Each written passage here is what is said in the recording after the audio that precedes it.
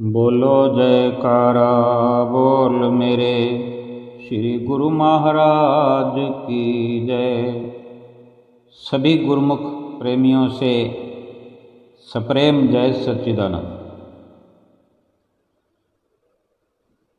एक बार एक किसान की घड़ी खो गई। घड़ी कोई विशेष कीमती नहीं थी, लेकिन जिस वस्तु से इंसान जुड़ा होता है,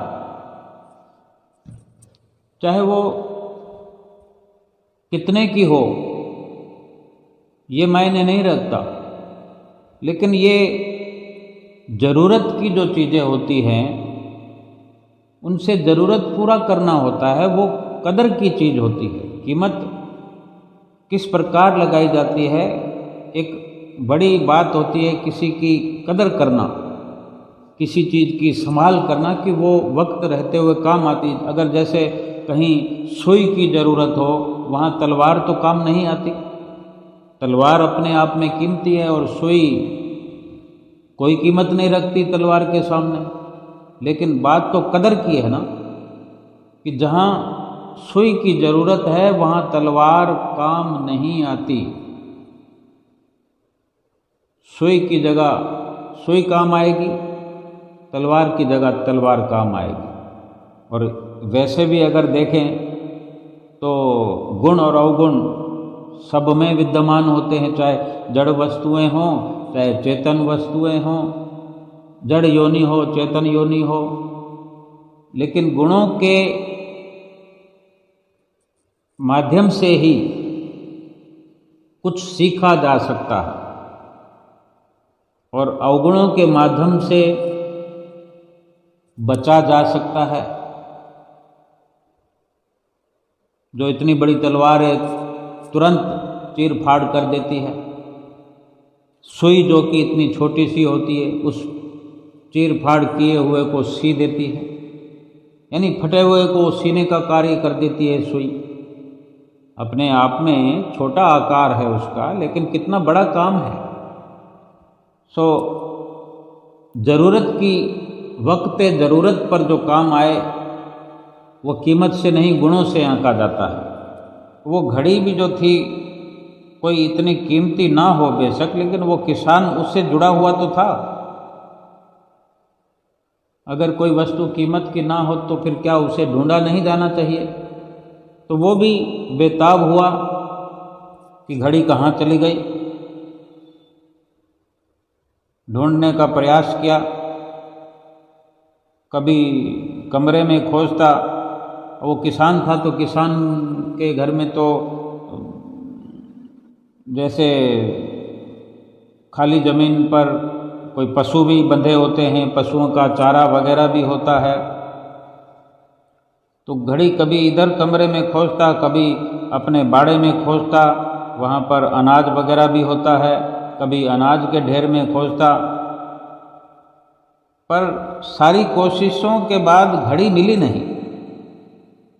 तो उसने निश्चय किया कि वो अब इस काम को बच्चों के लिए, बच्चों की जिम्मेवारी में दे देता है कि बच्चे ढूंढे। अब वो थक गया यानी। तो अब वो उसने बच्चों की मदद लेना ठीक समझा और आवाज़ लगाई बच्चों को कि बच्चों सुनो, तुम में से जो कोई भी मेरी खोई हुई घड़ी को ढूंढ कर लाएगा, मैं उसे ये इनाम दूंगा।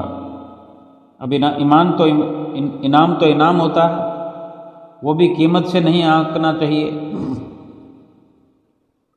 तो फिर क्या था कि बच्चे सभी जोर शोर से इस काम में लग गए, घड़ी को खोजने। वो तो जैसे कि हर जगह की खाक छानने में लग गए, ऊपर नीचे बाहर आंगन में हर जगह। पर कई घंटों के बीत जाने पर भी घड़ी नहीं मिली। अब लगभग सभी बच्चे हार मान चुके थे और किसान को भी ये लगा कि घड़ी नहीं मिलेगी।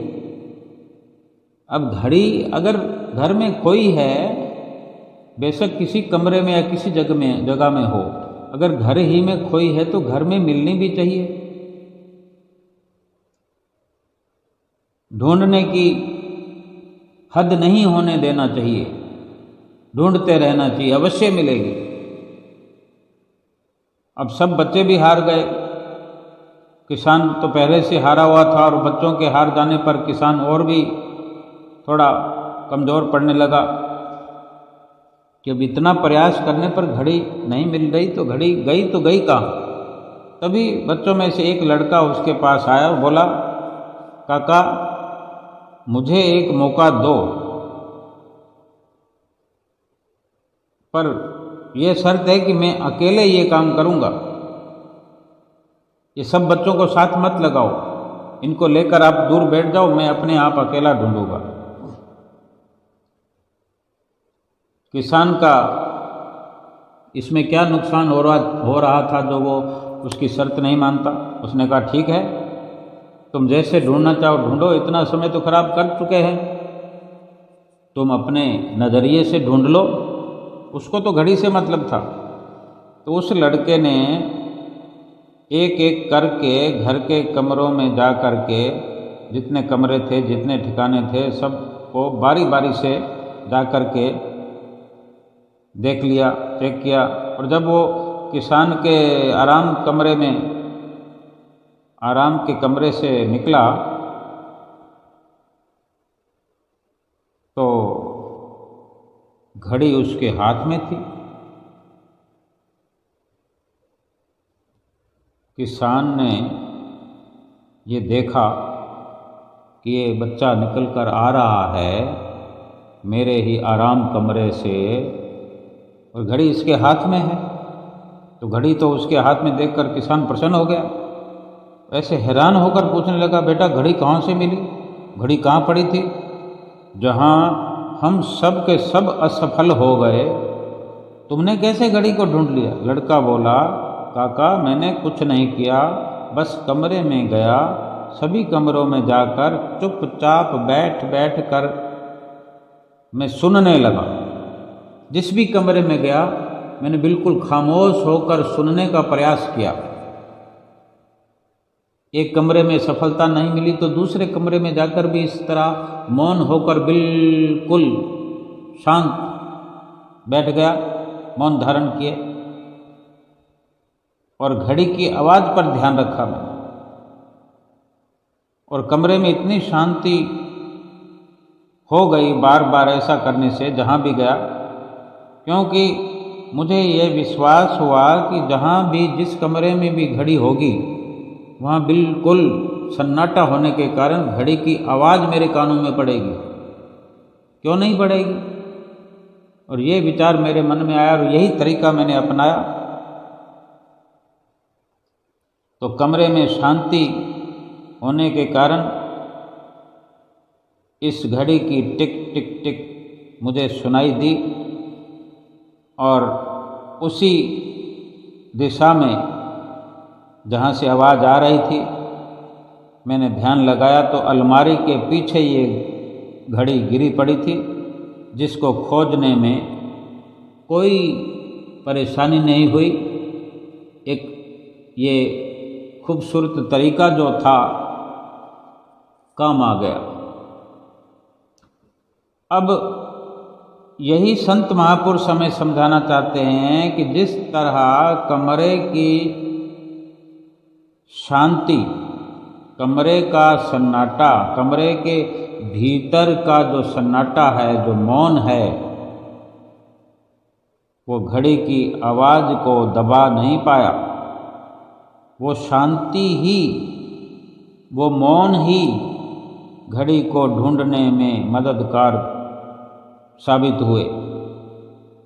उसी प्रकार मन की शांति हमारे जीवन की ज़रूरत की, बल्कि जीवन की ही नहीं, लोक परलोक की सफलता प्राप्त करने में मददगार हो सकती है। हर दिन हम अपने लिए थोड़ा वक़्त निकालना शुरू तो करें, क्योंकि मौन, अकेले सन्नाटे में जब इस प्रकार का वातावरण बनता है, भीतर की आवाज़ जो टिक टिक की न्यायी एक नित्य प्रति जो हर पल हो रही है, और आज जो अशांति है, दुख है, परेशानियां हैं, वो हमारी घड़ी नुमा जो धुन है उससे हम अलग हो गए हैं और फिर उसको वापस पकड़ नहीं पा रहे हैं, जिसके कारण ये भरपूर बेचैनी छाई हुई है। रोम रोम में ये एक प्रकार की जो ये विपदा समाई हुई है। ना तो वो टिक टिक नुमा धुन हमको पकड़ में आ रही है, ना हमारी बेचैनी ठीक हो रही है। लेकिन अगर हम थोड़ा थोड़ा समय रोज निकालने का अभ्यास करें, एक निश्चित ठिकाना बना करके बिल्कुल शांत चित्त हो करके उसको सुनने का प्रयास करें, अपने भीतर जिस तरह कमरे के भीतर का सन्नाटा, कमरे के भीतर की शांति ही कमरे के अंदर खोई हुई घड़ी को ढूंढने में सफलता दिलाती है, ऐसे ही हमारे भीतर की शांति, शांत चित्त होकर बैठें। अपने भीतर एक सन्नाटा जो बना हुआ है उसमें अपनी सुरती को अंतर्मुखी करके अपने ही स्थित, अपने आप के ही अपने आप को स्थित करके, अपने भीतर अपने आप को स्थित करके बैठा करके उस धुन को सुनने का प्रयास करें और उसी तरफ ध्यान लगाएं कि कहीं ना कहीं से आवाज़ आएगी ही। अगर आवाज़ हो रही है तो आवाज़ आएगी। और फिर देखते ही देखते इस प्रकार के रोज़मर्रा के अभ्यास से वो आवाज़ हमारी पकड़ में आएगी, और जैसे ही वो आवाज़ पकड़ में आई, उसका एक जो आनंद निर्धारित है कि उसके साथ आनंद की लहरें जो व्यापत हैं, वो हमारे भीतर और बाहर आनंद ही आनंद फैलाने में सक्षम है। वो आनंद हमारे भीतर और बाहर भरपूर हो जाएगा। जैसे हम नित्य प्रति आरती में गाते हैं, सहज समाधि अनाहत ध्वनि जप अज पावत लाए, प्राणायाम की लहरें, प्राणायाम की लहरें मेरे मन भाए।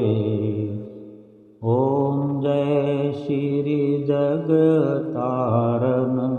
यानी जो उस धुन की लहरें हैं, प्राणायाम की लहरें हैं, ये बड़ा ही आनंद देने वाली है। सर्वप्रथम थोड़ी लगन, थोड़ी मेहनत, थोड़े अभ्यास की ज़रूरत है। उस धुन को खोज लिया जाएगा। उस आनंद की प्राप्ति होना ही होना है। ये हमारा अधिकार है, हमारी ज़रूरत भी है, हमारा अधिकार भी है। लेकिन जब इस प्रकार संयम से, एकाग्रता से, मौन धारण किए हुए चुपचाप शांत चित्त, एकाग्र मन हो करके गहरे सन्नाटे में अपने आप को खो करके केवल ये महसूस करें कि आवाज़ अगर हो रही है, धुन अगर चल रही है, तो उसकी पकड़ करना ही करना है। इतना संयम बनाकर नित्य प्रति अभ्यास करने से ये सफलता आवश्यक मिलेगी। क्यों? कि बहुत बड़ी ताकत हमारे साथ है। हमारे सतगुरुदेव महाराज जी का आशीर्वाद हमारे साथ है। सर्वप्रथम जो बैठने के साथ ही, आँखों को बंद करने के साथ ही बाहर से सुनने, सुनाने, देखने, दिखाने का सिलसिला समाप्त करके केवल अंदर का ही ध्यान करें। बार बार ये प्रयास करें कि बाहर से कुछ सुनाई ना दे, बाहर से कुछ देखना नहीं है। आंखें बंद होने के बाद में भी बाहर का दिखता रहता है, कानों को बंद करने के बाद में भी बाहर कान लगे रहते हैं, और ना बोलने पर भी ऐसे लगता है जैसे हम कुछ बोल रहे हैं, कुछ हम सुन रहे हैं, कुछ देख रहे हैं, क्योंकि वो बाहर की बजाय वो सब कुछ हमने बाहर वाला अपने भीतर जमा कर रखा। देखने के लिए भी भीतर हमने इतना जमा कर रखा है कि वो काफ़ी है विचलित होने के लिए। सुनने के लिए भी हमने जो पहले सुन रखा है वो पर्याप्त है, बोलने के लिए भी पर्याप्त है। वो वास्तव में वहाँ से संबंध विच्छेद करना है, वहाँ से डोर को काटना है, जो डोर जुड़ी है। अब नया जो भीतर में एक नई स्थापना करनी है कि भीतर का भीतर और बाहर का बाहर। बाहर का भीतर से कोई मतलब नहीं, लेकिन भीतर का अगर बाहर फैलता है तो कोई परेशानी नहीं। ये धुन फिर खुले में भी सुनाई देती रहेगी तो कोई नुकसान की बात तो नहीं है। खुली आँखों में भी अपने सतगुरु का ध्यान, उनका अक्स, उनकी छवि महसूस होती रहेगी, कोई नुकसान नहीं। लेकिन बाहर के दृश्य अगर आंख बंद करने पर, सुरती को अंतर्मुखी करने पर वो बाहर के दृश्य वो दिखा रहे, वो संसारिक, वो झूठे नज़ारे दिखने लगे, तो ये दिक्कत वाली बात है। ये नहीं होना चाहिए। इसको मिटाने के लिए केवल यही हमें प्रयास करना जरूरी होगा कि अपने आप को शारीरिक मुद्रा में स्थित करें, बिल्कुल अपने आप को सहज करते हुए, रिलैक्स करते हुए, सभी ओर से सुरती को अपने हटाने के साथ, हटाने का प्रयास करने के साथ भीतर ढूंढना शुरू करें। गुप्त अंधेरा भीतर में चारों ओर छाया हुआ दिखाई देता है। ये अंधेरा जो दिख पड़ता है, अंधेरा जो दिखने लगता है, ये गुप्त अंधेरा ही प्रकाश की सूचना दे रहा है। जहाँ अंधेरा है वहाँ प्रकाश किया जा सकता है, वहीं प्रकाश है। किसी कमरे के भीतर हम प्रवेश करते हैं तो प्रकाश भी वहाँ पर है, लेकिन थोड़ी सी सूझबूझ की ज़रूरत होती है। स्विच पर, बटन पर उंगली टच करते ही प्रकाश हो जाता है। ऐसे ही बैठने के साथ साथ सुरती को अंतर्मुख करते हुए अपने काम में लग जाना है। और अपना काम यह है कि जो पहले से कुछ भरा हुआ है उनका ख्याल हटाने का प्रयास करना है, नया स्थापित करना है। अपने सतगुरु का ध्यान अपने मस्तक पटल पर केंद्रित करना है। मेरे श्री गुरु महाराज जी का दीदार कैसा है, उनकी छवि कैसी है, उनका मनमोहक दर्शन करने का बार बार प्रयास करें। जुबान को जो बिल्कुल मौन करना है, तो ये लगना चाहिए कि कानों को अगर सुनाई दे तो केवल सतगुरु की आवाज़ सुनाई दे, उनका सत्संग, उनके वचन। इस प्रकार से इनको सबको अपना अपना काम बांटते हुए लगातार अपने मस्तक पर सतगुरु का ध्यान केंद्रित करते हुए सुनने का प्रयास करें कि कहाँ है वो धुन, किस प्रकार से उसकी आवाज़ होगी जो मन को भाने वाली होगी।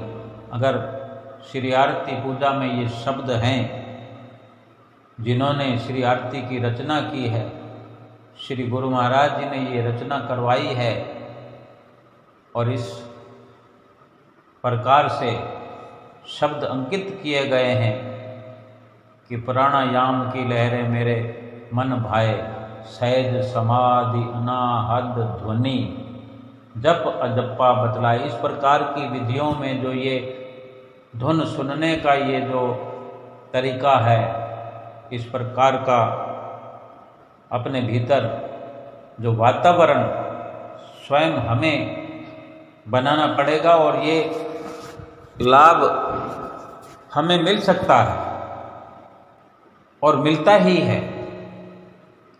जिस प्रकार इंसान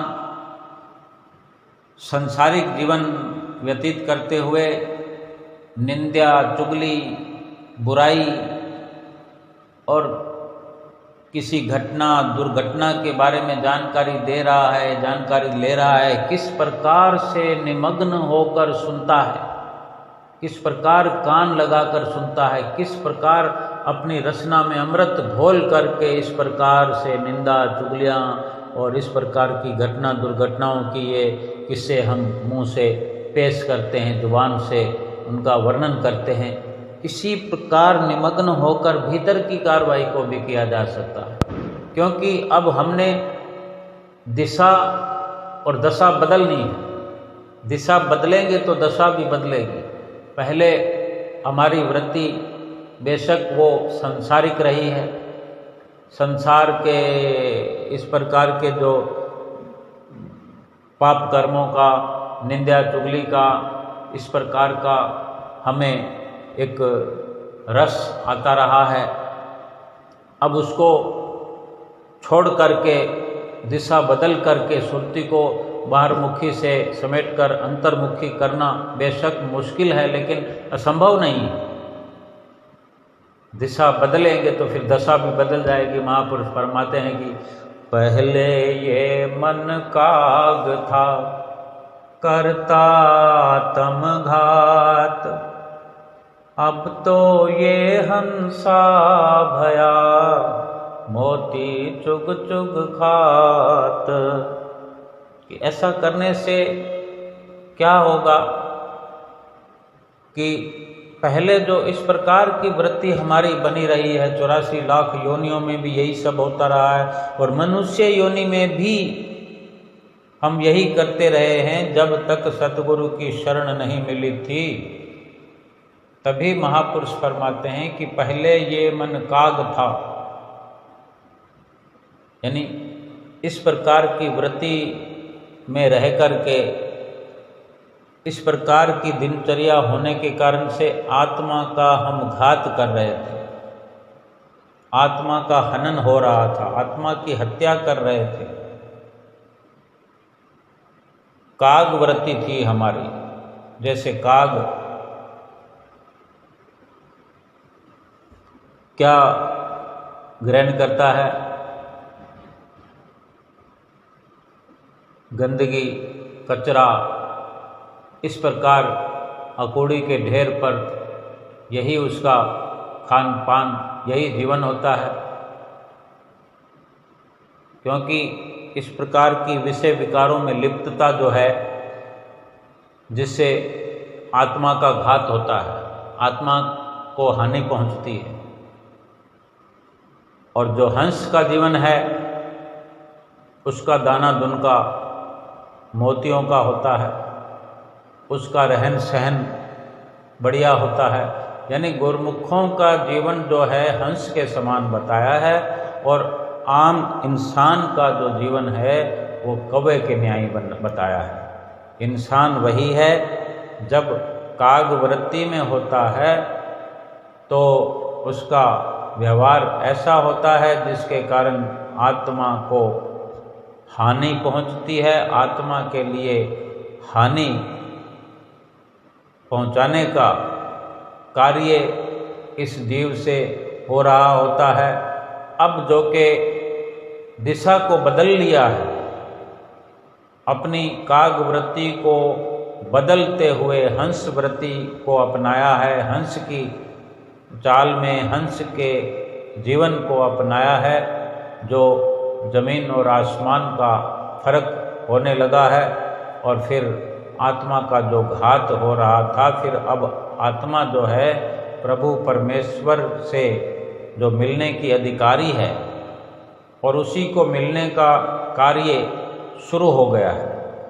भीतर अपनी सुरति को करते हुए, अंतर्मुखी करते हुए यही तो कार्य करना है। अपनी आत्मा का कार्य सुरति को भीतर लगाने से ही होगा।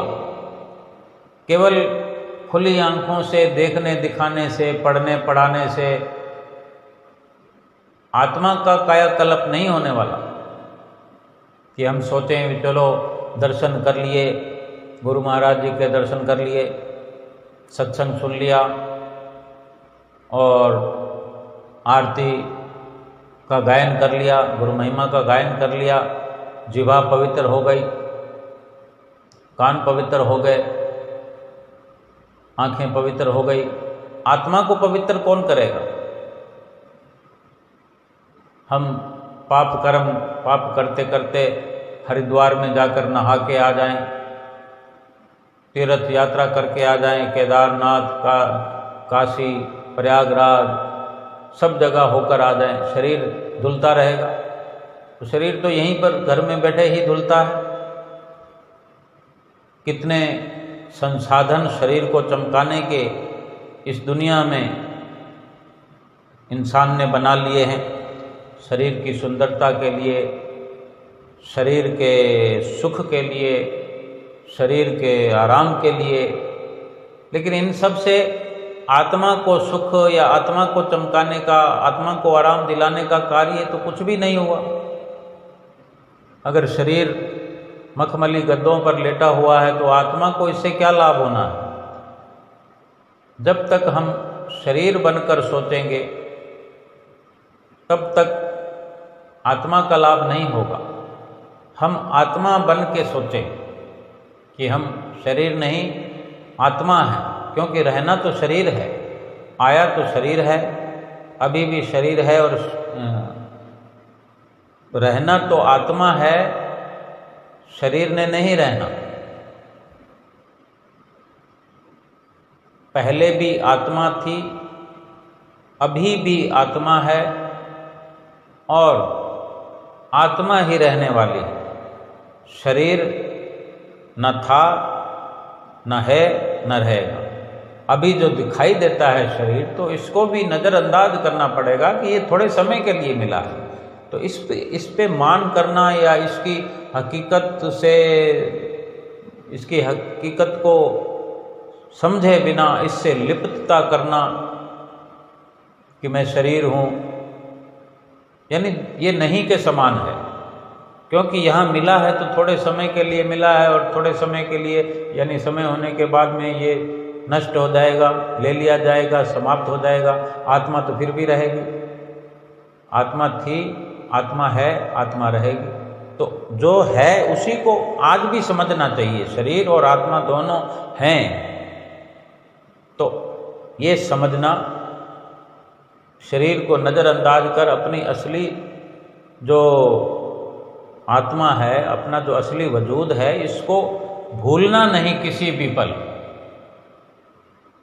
ये जरूरी जो मिशन अपने साथ में, अपने ख्याल में रखता है, और शरीर के नज़रिए से नहीं, आत्मा के नज़रिए से विचरण करता है इस जीवन में, तो वो आत्मा की तरक्की भी करता है, वक्त रहते करता है। वक्त निकल जाने के बाद तो फिर कुछ होता नहीं।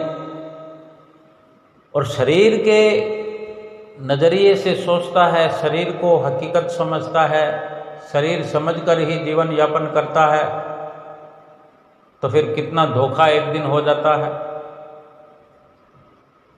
यानी अपने आप की सत्यता के आधार पर जो हर कार्य करता है, वो फिर दुखों को प्राप्त नहीं होता, किसी परेशानी में नहीं पड़ता। अगर अपनी सत्यता आत्मा है और आत्मा के नज़रिए से हमने चलना है, तो हम जो संबंध बनाएंगे आत्मा से, वो परमात्मा से ही बनाएंगे। आत्मा का रिश्ता परमात्मा से ही बनता है और परमात्मा से बनाएंगे, क्योंकि हमने अपने आप को शरीर समझा ही नहीं है। और शरीरों से जो संबंध बनाएंगे वो शरीर का बनाएंगे, और हर वक्त आगाह रहेंगे कि जितने भी शरीर हैं हमारे आमने सामने, माता हैं, पिता हैं, बहन, भाई, पति, पत्नी, बेटा, बेटी, नर, नारी,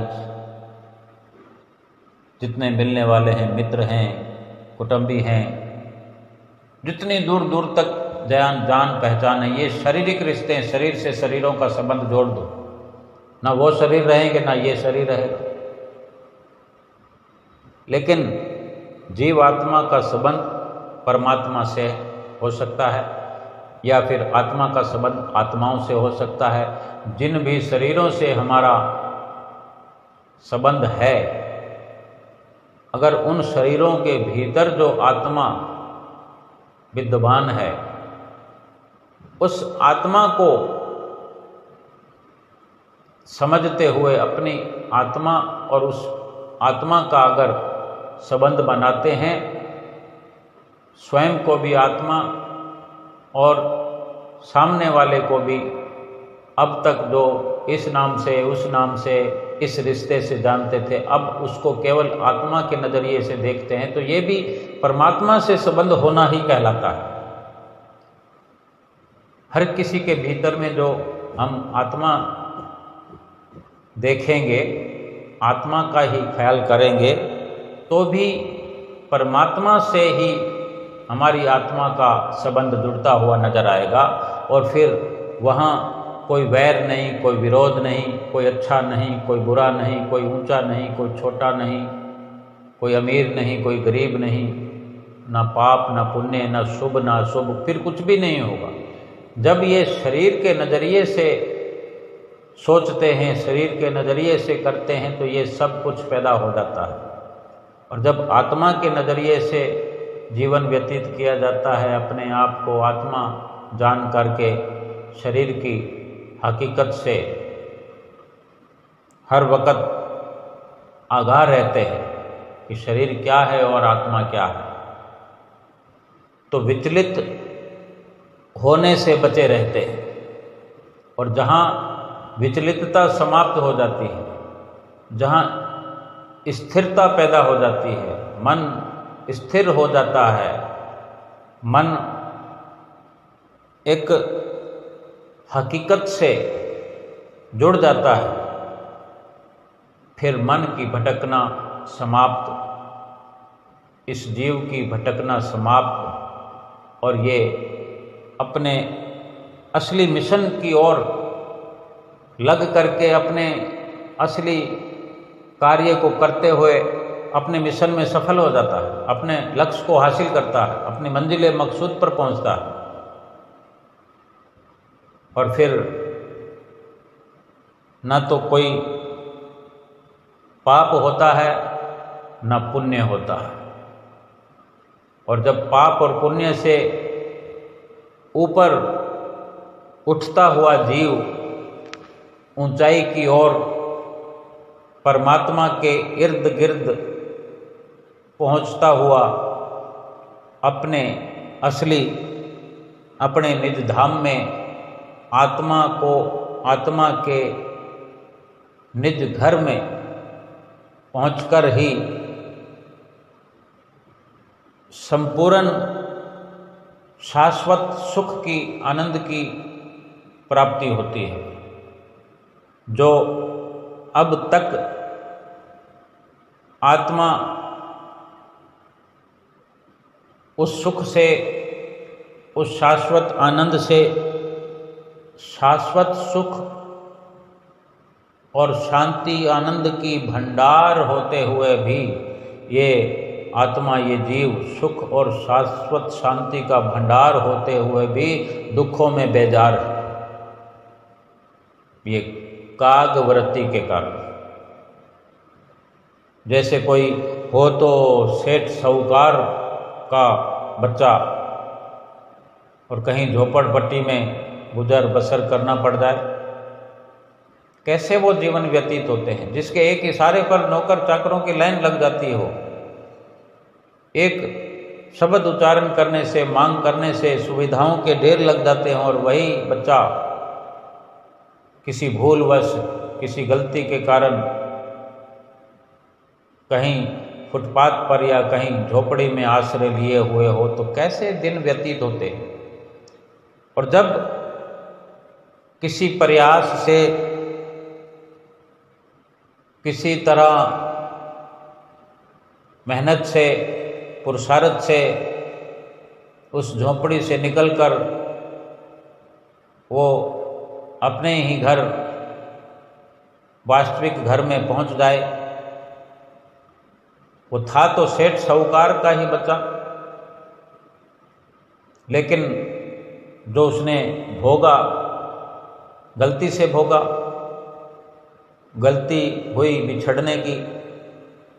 लेकिन जब वो फासला समाप्त हो गया और उस रास्ते पर अपने घर की ओर चल पड़ा और अपने घर में पहुंच गया, तो फिर वही सुखों के भंडार, वही सुविधाएं उसको मिल जाएंगी। ऐसे ही आत्मा अपने परमपिता परमात्मा से बिछड़ करके 84 लाख योनियों की झोपड़पट्टी में रहते रहते कितना दुख पाया। जिसका जितना विशाल हृदय होगा उतना ही वो समझ पा सकता है, महसूस कर सकता है कि कितना दुखी जीवन व्यतीत किया है इस जीवात्मा ने, इस जीव ने 84 लाख योनियों में। और अब अगर ये अपने निज घर में पहुंच जाए तो कितना ये आनंद का कार्य होगा, कितना आनंद की प्राप्ति होगी, कितना सुख प्राप्त होगा, कितना शाश्वत सुख प्राप्त होगा, जिसकी ये आत्मा अधिकारी है। जैसे सेठ का, साहूकार का बच्चा अपने उन सुखों का अधिकारी है, अधिकार प्राप्त है, लेकिन गलती की वजह से जो हुआ, लेकिन उस घर में पहुंचते ही वही के वही सुख जो उसके अधिकार क्षेत्र में आते हैं उसको फिर से मिलने लग जाएंगे। ऐसे ही ये आत्मा जो सुखों का जिसे अधिकार प्राप्त है, लेकिन भटकना के कारण जो दुख प्राप्त किए, अब फिर से वही कार्रवाई करते हुए अगर अपने निज घर में ये आत्मा पहुंच जाए, अपने परमपिता परमेश्वर से मिल जाए, सारे के सारे वो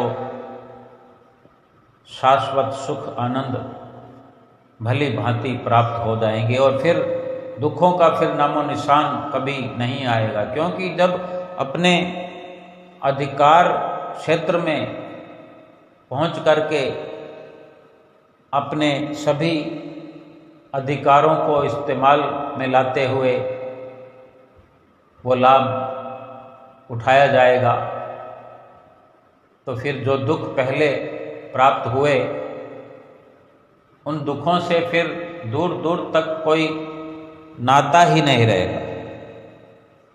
वो दुखों को कहीं जैसे एक रेलगाड़ी किसी स्टेशन को भी पीछे छोड़ते छोड़ते छोड़ते अपने निज स्थान पर, अपने असली ठिकाने पर, स्टेशन पर पहुंचने का जो सतत प्रयास करते हुए चलते चलते चलते चलते चलते कितना दूर उस स्टेशन से हो जाती है जहाँ से वो चलती है कि फिर वहाँ से आसानी से पहुँचना मुमकिन नहीं।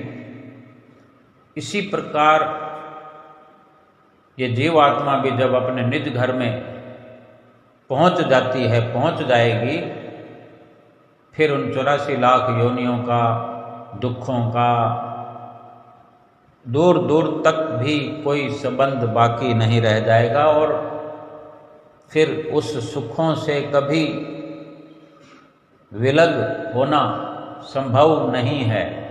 क्योंकि ये सारी की सारी जो कार्रवाई इसके लिए सतगुरु की शरण हासिल करने के बाद जो शिक्षा प्राप्त होती है, उस शिक्षा को प्राप्त करते हुए सभी अधिकार सतगुरु की ओर से हमें मिल जाते हैं कि एक बार हमने अटल विश्वास और श्रद्धा के साथ अपने सतगुरु को अपना लिया और सतगुरु ने हमें अपना लिया, हमारा हाथ पकड़ लिया, हमने अपना हाथ सतगुरु के हाथ में सुपुर्द कर दिया, उनके हवाले कर दिया, उनके भरोसे हो गए, उनकी ओट आस, उनका सहारा ले लिया। फिर वो हमारा हाथ कभी छोड़ते ही नहीं कि हम फिर दोबारा से उस माया की गुलामी में चले जाएं, मोह माया की दलदल में चले जाएं। फिर ये संभव नहीं है, क्योंकि परमपिता परमेश्वर की निगरानी में रहते रहते रहते फिर उन्हीं के साथ ऐसा मिलाप हो जाता है कि फिर हमारा जो अक्स है, हमारी जो पहचान है, हमने अपने परमपिता परमेश्वर के साथ अपनी पहचान को मिला दिया, एक कर लिया। हमने अपनी सोच को सतगुरु के साथ मिला दिया, अपनी मति को सतगुरु की मति में, सतगुरु की मौज में मिला दिया, अपने आत्मा को संपूर्ण तौर पर परमात्मा के साथ हमेशा हमेशा के लिए मिला दिया। फिर ना तो हमारा अक्स रहेगा, ना हमारी अलग से पहचान रहेगी, ना फिर हमारी भटकना होगी, ना फिर 84 लाख योनियों में या मोह माया की दलदल में और इस प्रकार ना माया की गुलामी में फिर जाने का अवसर सब समाप्त हो जाएगा। और ये जो ईश्वर का अंश है, ईश्वर में ही समा जाएगा और संपूर्ण इस घड़ी को प्राप्त करने के लिए, इस निज अवस्था को प्राप्त करने की, आत्मा की निज अवस्था यही है कि परमात्मा के साथ विलीन हो जाए, परमात्मा के साथ एकाकार हो जाए, यही निज अवस्था है, यही आत्मा का असली ठौर ठिकाना है। और इसी प्रकार से अपनी निजता को प्राप्त करके हमेशा हमेशा के लिए सुखों से भरपूर हो जाए। बोलो जयकारा, बोल मेरे श्री गुरु महाराज की जय।